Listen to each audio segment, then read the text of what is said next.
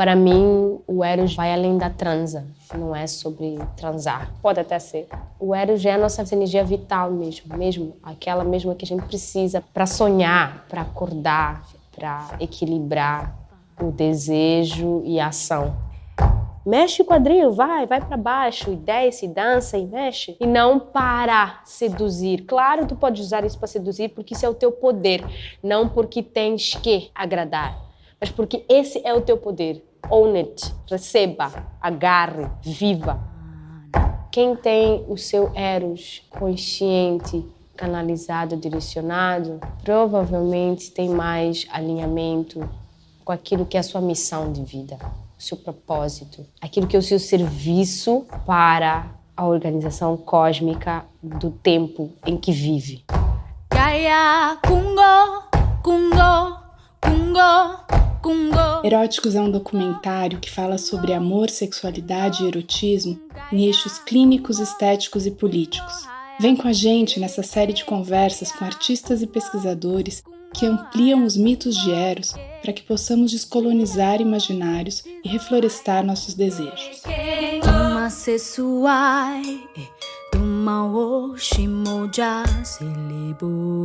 Olá, prazer, eu sou a Maíris Combate, psicóloga e pesquisadora, e hoje vou entrevistar a Lena Bauli, cantora, arte educadora e ativista cultural. Natural de Maputo, Moçambique, ela é uma artista em constante pesquisa e intercâmbio com as afroculturas e movimentos sociais do seu país e outras diásporas africanas. Eu conheci a Lena em 2014, quando ela chegou com um amigo em comum, o Gui, lá no sítio onde eu me nutro de natureza e amores há muitos anos. A primeira vez que eu ouvi ela cantar, eu me arrepiei inteira e percebi uma gratidão imensa em poder sentir aquele canto na pele. Hoje, com o projeto do Eróticos, eu fico ainda mais grata em ter a Lena por perto. Além dessa entrevista de hoje, que foi gravada à distância, comigo em São Paulo e com ela em Maputo, a Lena topou estar com a gente na criação musical do filme. Vai nos presentear com um lindo show na sua vinda ao Brasil e generosamente já compartilhou as 2 músicas que vocês escutam na abertura e na finalização dos podcasts. Eu desejo que essa nossa conversa te toque em sons e reflexões e que a voz da Lena nos atravesse com toda a sua potência em abrir os poros.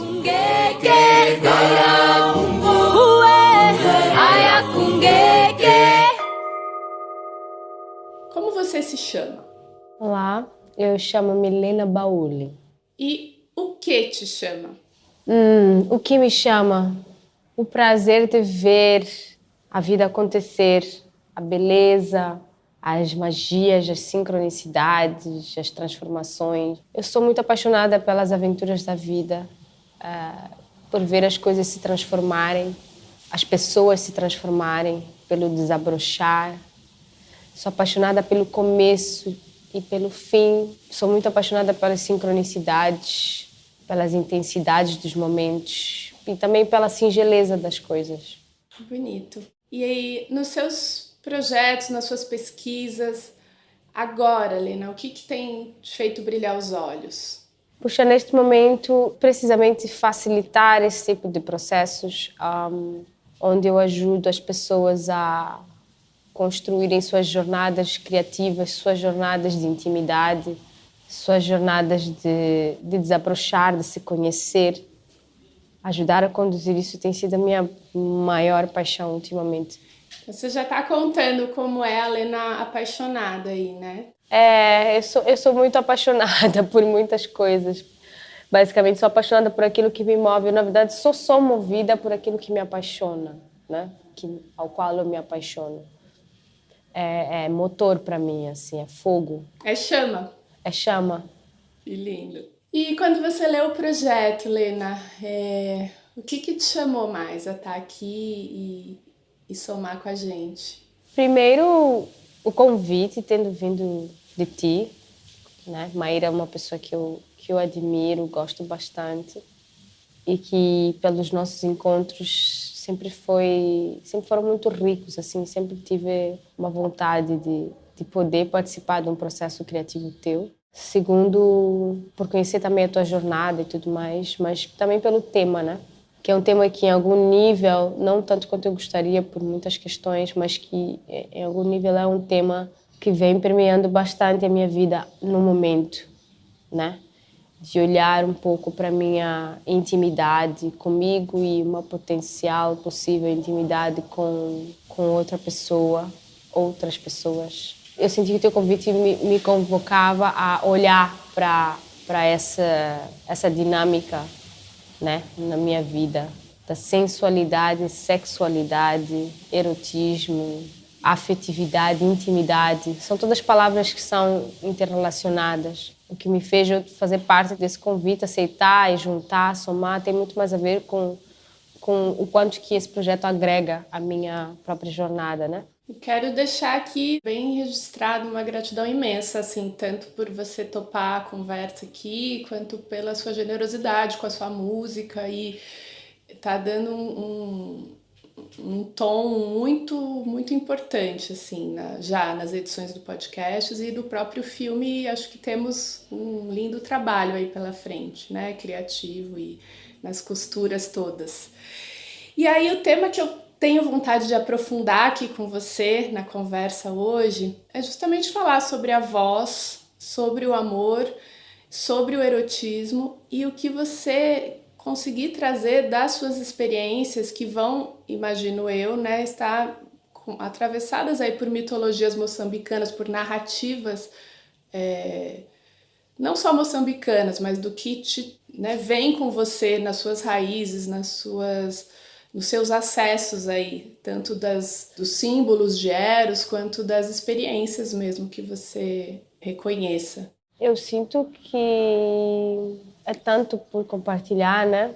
À medida que eu ia pensando sobre a energia de Eros, enfim, eu realmente fui buscar esse olhar mesmo, como é que culturalmente a minha cultura, de uma forma geral, moçambicana, lida com esses elementos todos e é tão interessante como é muito diversificado e variado e que cada lugar é único e especial e que existe sim uma mística, mas ao mesmo tempo existe uma relação com a tradição de uma forma bem, quer dizer, nos tempos modernos nós chamaríamos de machista, né? Não sei muito bem. Mas, ao mesmo tempo, eu tenho feito um exercício muito grande, principalmente desde que eu voltei, e pronto, por ter vivido no Brasil e ter aprendido tanta coisa no Brasil.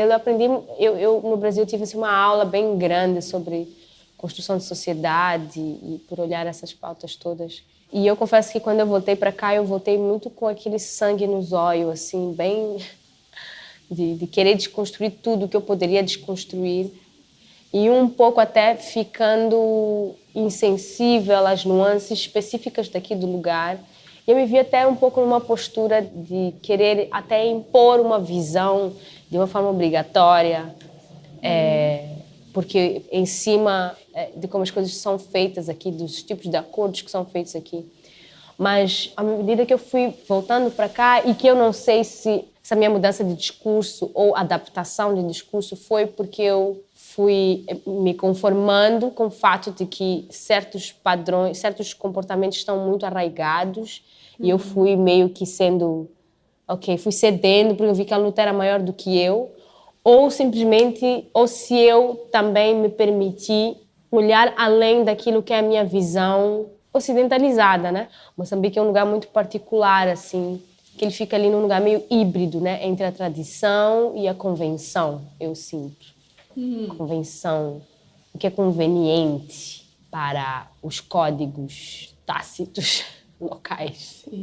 E o que te chegou? Porque eu senti na sua música, eu acho que você falou disso até num show, você Sim. faz um resgate de raízes ali, tribais. O que desse resgate que você fez, que eu entendi que foi a partir da sua criação musical, isso te chamou ali, eu entendo que aí tem um processo onde você cria a partir dessa raiz, e aí eu tô te perguntando, o que em relação às histórias mesmo, que envolvam olhares amorosos, encontros ou mitos dessas raízes que te chegam quando você vai lá resgatar, que aí não é algo muito do urbano, onde você foi mais criada aí. Sei lá, definitivamente uma coisa que faz muitas dinâmicas que relacionam muito com o místico, o poético, a relação com a natureza, com o ciclo, a relação entre o mundo espiritual e o mundo visível, carnal.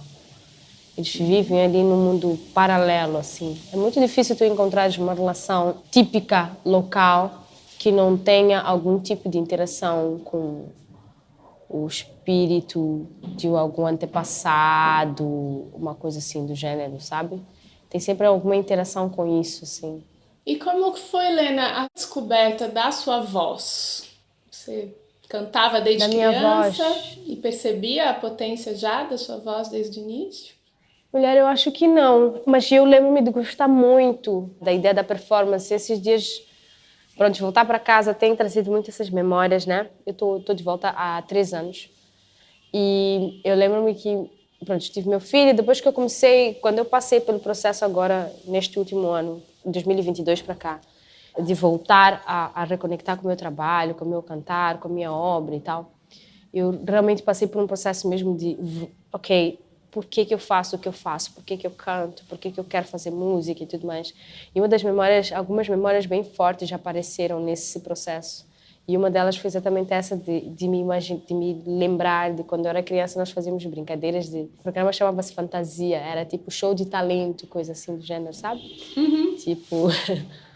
tipo The Voice da vida. E eu lembro de eu realmente levar aquilo a sério. Aquilo para mim era um assunto sério. Tipo, eu realmente montava minha roupinha para escolher uma música e eu cantava de verdade. Tipo, eu lembro da sensação de isto aqui é assunto sério para mim. É uma brincadeira séria.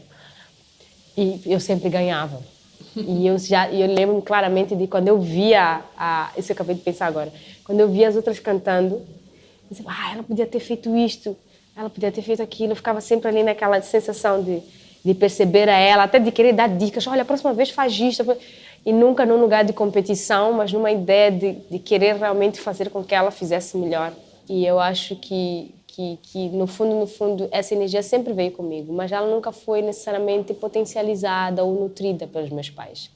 Sim, eu tinha acesso à música em casa, meu pai tinha uma baita de uma coleção de CDs de música em casa, mas não necessariamente eles nutriram essa ideia de tu gostas de cantar, toma um microfone. Por acaso até me deram um microfone, mas tipo assim, faz um show para nós, não, uma coisa assim do gênero. Não me lembro claramente de ter tido esse estímulo, mas eu fui à escola de música. Mas na escola de música eles queriam que eu tocasse piano, flauta, aqueles instrumentos convencionais e não necessariamente a ideia do canto como possibilidade. O facto é que em algum momento eu parei de tocar o piano porque eu sentia que era muito difícil para mim. E eu pedi no final do ano para, ao invés de eu apresentar a minha peça de finalização do curso de piano, se eu podia cantar. E eu fui negada de fazer isso. Jura? E quando que aí você teve uma autorização para cantar? Menina, quando eu terminei a escola de música, por acaso eu não queria saber mais de música para nada.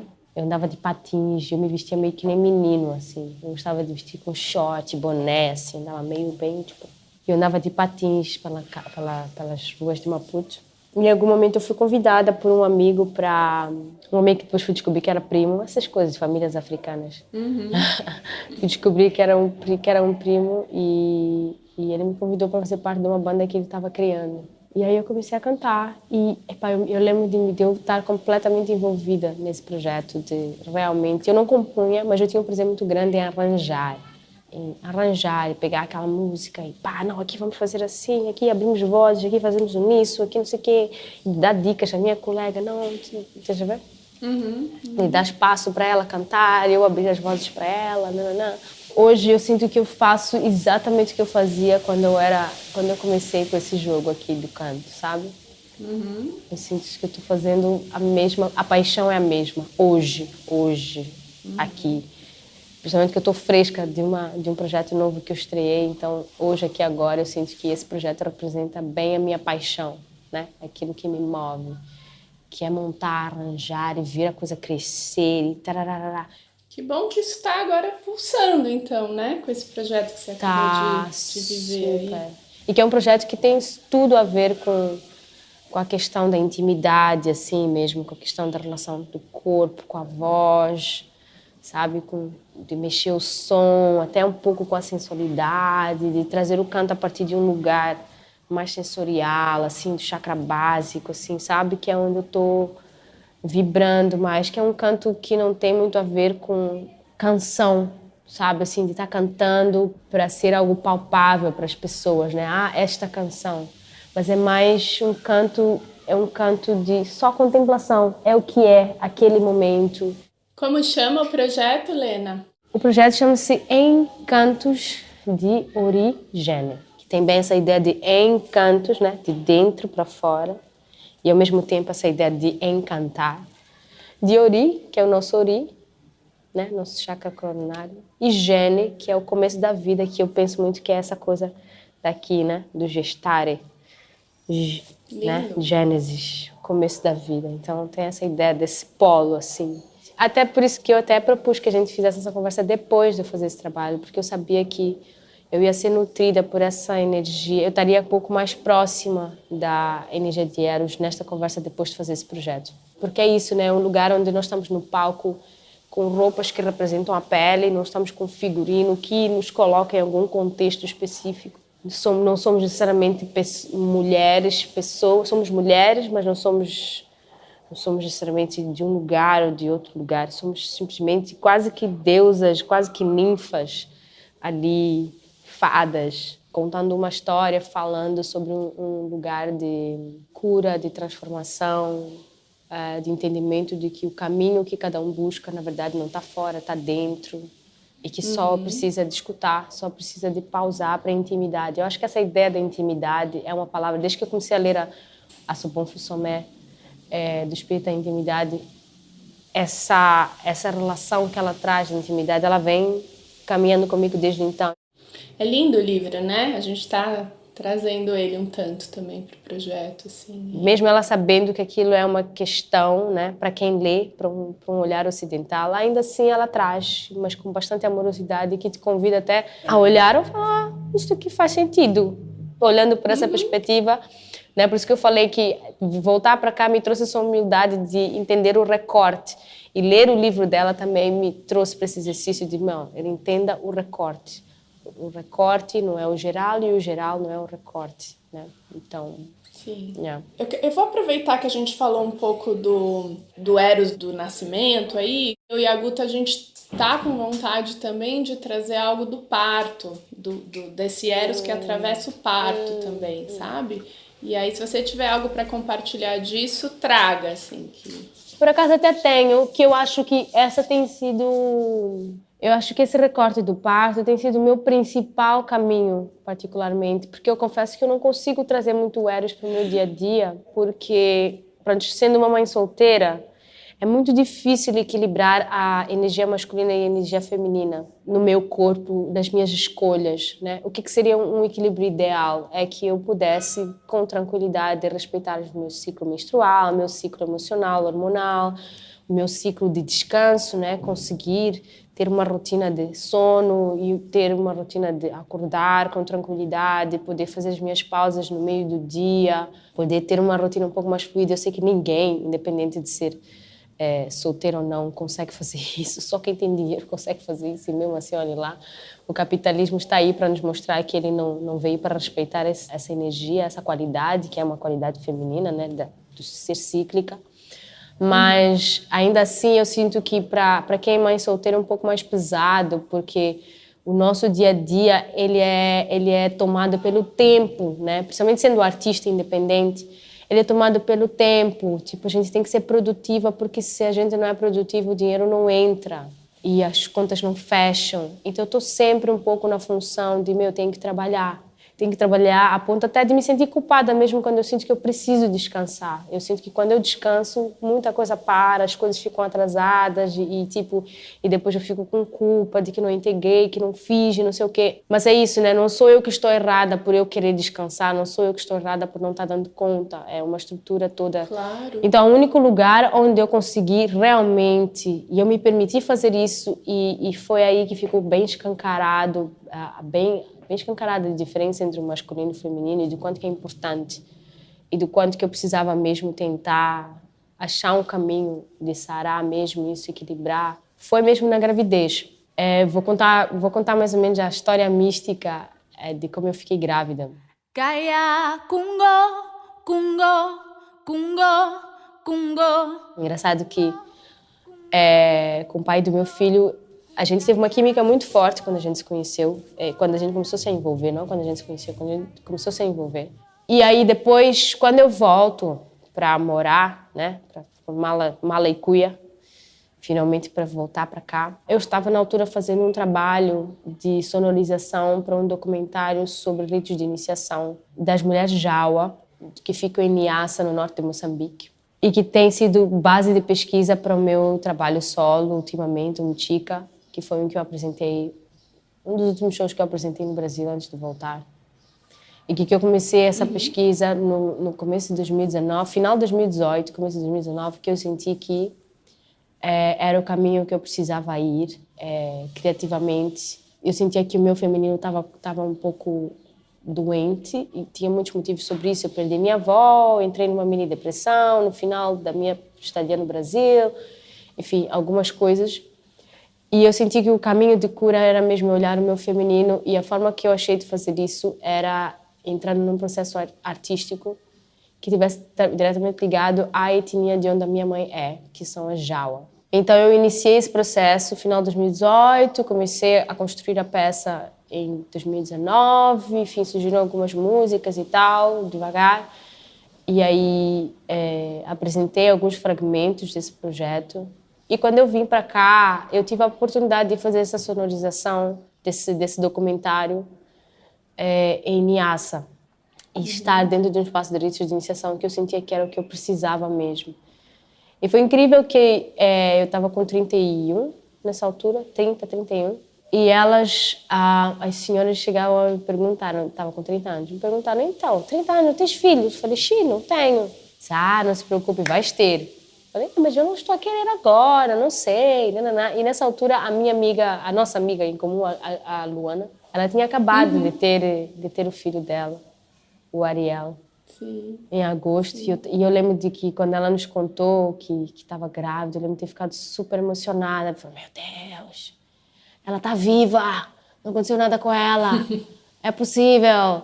E eu lembro de olhar para ela e ficar tão admirada com a beleza dela, com tudo que ela estava vivendo com o filho. Tipo, eu nunca tinha tido uma amiga próxima assim que tinha tido filho. Alguma coisa nela estava muito interessante, que eu fiquei um pouco atraída, assim. Na minha cabeça nem me passava algum dia eu ter filho. Meu Deus, eu sou casada. E, portanto, enfim, quando as senhoras disseram que eu ia ter filho, eu falava, não.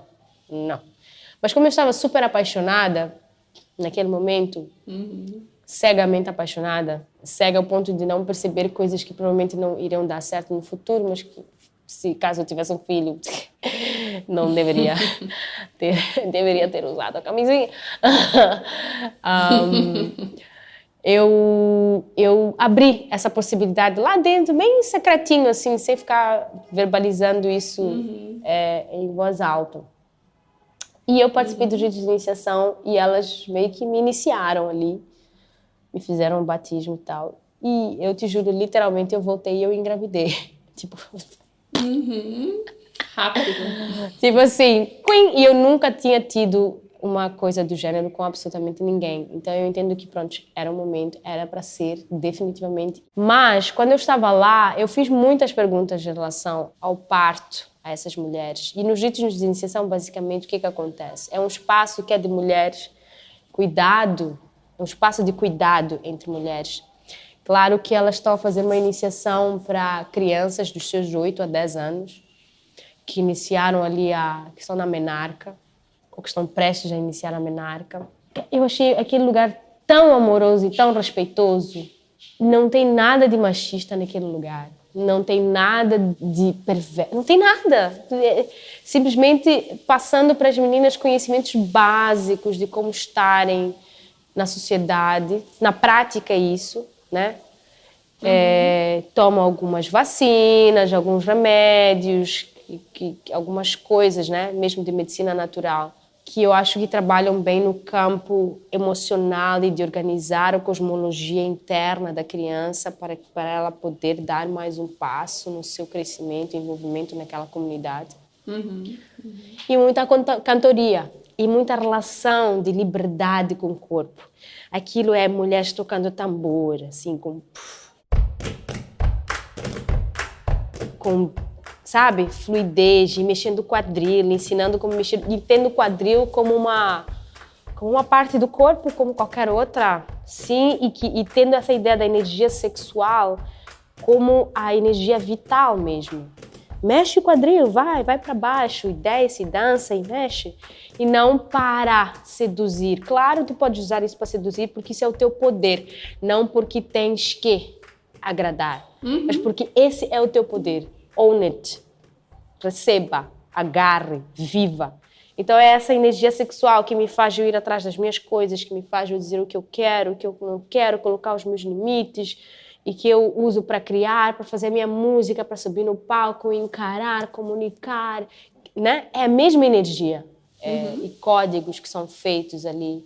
Mas esse lugar dessa força do quadril, Lena, eu vejo em você, né? Quando você canta, quando você dança mesmo, acho que você tem filho, né? Assim, e acho que a coisa se potencializou aí, mas vem muito forte essa integração do movimento com a sua voz também. Tem uma abertura do corpo, tem um atravessamento a partir dessa abertura e é visível o lugar do quadril também aí. Isso é cultural. Essa voz tenha essa potência. Isso assim. é cultural. Isso é cultural. Não há como. Acho que todas as culturas, todos os povos africanos usam o quadril de forma... Eu acho que, truly speaking, de verdade, assim, eu acho que... a gente perdeu com a repressão, né? Assim, a quem não está tão próximo aí. Sim, eu acho que sim. E eu acho que é por isso, né? E é por isso que o funk brasileiro, por exemplo, traz isso muito forte, né? A questão do funk brasileiro é o empoderamento da mulher que pode mexer o seu quadril. Claro, acaba tendo uma outra conotação, porque tem outras questões, outras camadas aí, mas eu sinto que o funk, o samba, tem um pouco essa a origem dessas danças são todas elas danças de quadril. Todas elas originárias daqui, né? São todas elas danças de quadril. Claro, né? Tem aí as suas transformações, torna-se uma dança urbana, enfim, muitas outras questões, mas é típico do povo africano, de uma forma geral, mexer o quadril no entendimento de que para se ter uma elevação, uma jornada plena de vida, não tem como ignorar a energia sexual, porque ela é a nossa energia base. É de onde vem a nossa energia para criar os projetos, é de onde vem a nossa força vital para ir na machamba, criar os nossos cestos, criar as nossas bijuterias, fazer os nossos adornos, costurar as nossas coisas. É daí onde vem. É a energia vital, é a mesma energia que pare pessoas, é a mesma energia que constrói casas, é a mesma energia. Né? É o começo ali, é o fogo. Então, nós temos isso muito bem enraizados. Então, nas festas... E eu não estou falando da África de hoje, necessariamente, porque a África de hoje é bem diferente da África de há muito tempo. Mas, embora ainda assim na África de hoje também está lá, mas como existe essa... de atribuir pudor, de dar energia, dar uma intenção pecaminosa ao quadril, né? Como existe essa tendência... por conta do catolicismo, por conta de, enfim, muitas questões. Do que coloniza, né? Do que coloniza o corpo, coloniza... Do que coloniza porque não conhece, porque não faz, porque não sabe, não entende. Então, ele, né, demoniza, castra, né? Dessa energia de castração. Hoje em dia, as pessoas de hoje em dia, os jovens de hoje em dia... a geração de hoje, ela olha para o quadril como uma coisa pecaminosa, exatamente por conta dessa castração, a sequela disso, né? Mas originalmente somos um povo de quadril, somos um povo de entendimento de que a minha expressão, o meu poder de sedução, o meu poder de conquistar os meus objetivos, o meu poder de negociação está na energia concentrada no meu quadril. Não preciso necessariamente ir para uma mesa de reunião e rebolar, mas o fato de que eu rebolo me torna potente, sábia, inteligente, corajosa para conseguir negociar com tranquilidade numa mesa sem precisar rebolar. Entende? Né? É meio essa relação. Essa é uma relação que eu descobri pela falta, descobri pela curiosidade, descobri racionalmente. Sim, estava lá o movimento do meu quadril, mas não é uma coisa que me foi ensinado como uma relação de poder, exatamente porque eu sinto que é para isso que servem os ritos de iniciação. Por exemplo, eu não tive nenhum rito de iniciação exatamente por conta de se tornar distante e colonizado esse espaço. Mas de alguma forma você conseguiu ter esse resgate, então? Sim. Foi uma forma Sim. intuitiva sua, assim? Exatamente. Essa jornada que eu fiz de 2018 para cá tem sido essa. De resgatar isso. Muito bonito e muito potente, inspirador no sentir quando a gente escuta, sabe? Quando... E também quando vê, né, a dança, quando você está cantando ali no palco, isso eu sinto que atravessa nesse lugar que inspira e o inspira que abre. E aí eu vejo Eros aí nesse lugar de abrir, total. de inspirar e dessa troca. E que o que você nomeia, né, como o masculino e o feminino, eu vou escutando muito o feminino nesse lugar dos ciclos, né, mas que é algo que não necessariamente é da mulher em si, né, desse lugar de ter os tempos. E que aí, olha só, amarrando aqui com as outras conversas, a conversa que eu tive com a Geni Nunes, com o Nogueira também, a gente falou bastante da colonização do tempo também, como a gente vive nesse tempo e que você traz isso... Quando, né, você percebe como é difícil na sua vida de mãe solo, tendo que dar conta de tanta coisa, viver esses outros tempos, que não o tempo acelerado e da cobrança produtiva, né, e das demandas. Assim. E isso atravessa o nosso Eros. Como resgatar os tempos menos colonizados ou menos acelerados e mais cíclicos, né? A Geni trouxe umas narrativas guarani interessantes do quanto na figura do Lua ali a gente tem uma reconexão com ciclos que são menos acelerados também, né? E o quanto acho que isso também pode atravessar a experiência de Eros. A gente está para fechar pelo tempo que temos aqui falando dele, mas eu quero deixar esse espaço agora para você trazer o que você sentir vontade sobre o tema, o que mais você quiser trazer para a gente fechar. Eu acho que seria uma espécie de um resumo, talvez, assim, porque eu sinto meio que eu sinto que eu compartilhei bastante daquilo que é a essência, né? A essência de Eros para mim.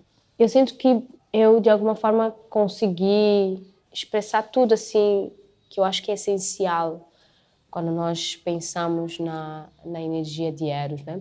Para mim, o Eros vai além da transa, não é sobre transar, sobre sexo, sobre qualidade de sexo. Pode até ser. Pode estar também, né? Mas não só. Sim, mas não é isso, né? Porque é isso, quando a gente ouve Eros, já fica aquela coisa...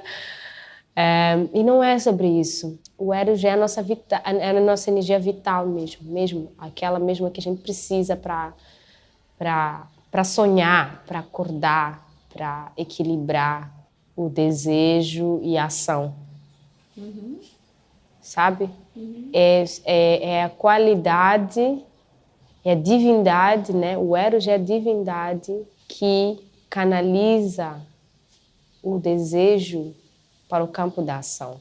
Existe todo um cuidado que precisa se ter com essa divindade no nosso dia a dia, para que efetivamente essa energia seja canalizada para o lugar certo, com a qualidade certa, com a intenção certa, e que eu sinto que ela é uma qualidade que ela é necessária para o equilíbrio da vida.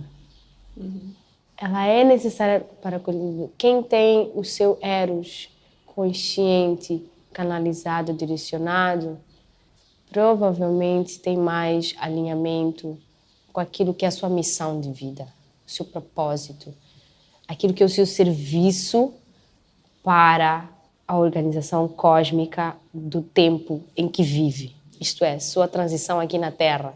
Eros te ajuda a organizar aquilo que é o seu trabalho aqui na Terra, porque todos nós temos uma missão, todos nós.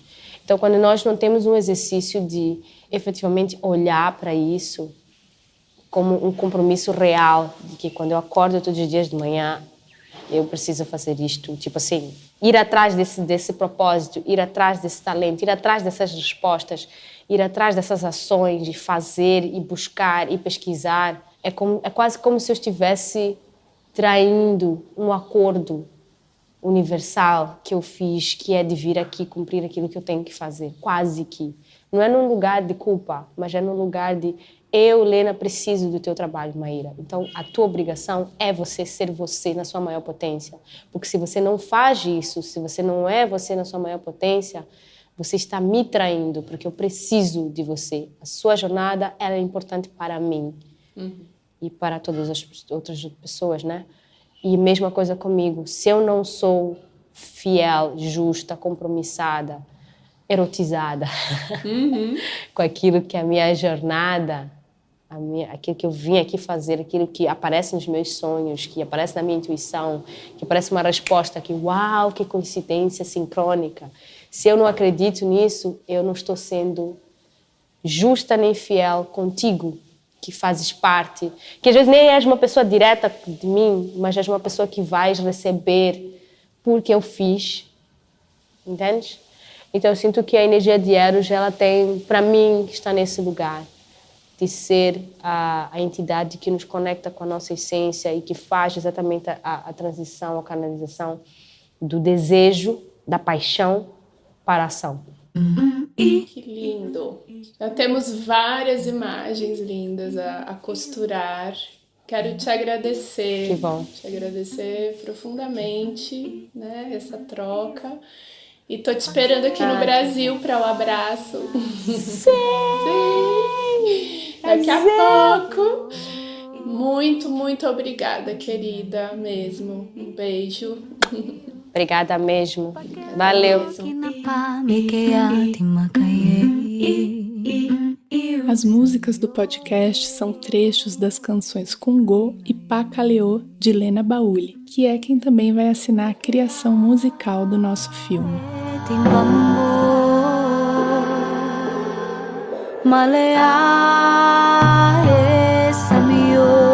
O documentário Eróticos conta com pesquisa e direção de Maíris Combate, direção de fotografia de Guta Galli, produção de Daiane Calisto, coprodução da Espelho Filmes e apoio do Canteiro, campo de produção em arte contemporânea.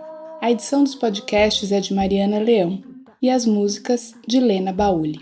Agradecemos a todas as pessoas queridas que nos acompanham nessa primeira parte da pesquisa, em especial as entrevistadas, a Biana, Alexandre Coimbra Amaral, Catarina Guschken, Céu Cavalcante, Gal Ópido, Jenny Nunes, Janaína Leite, Lena Baúli, Pedro Ambra, Renato Nogueira e Viviane Mosé. Acesse todas as conversas, saiba mais sobre o projeto e sobre o filme e compartilhe suas impressões no eróticos.arte, em nosso site e na página do Instagram.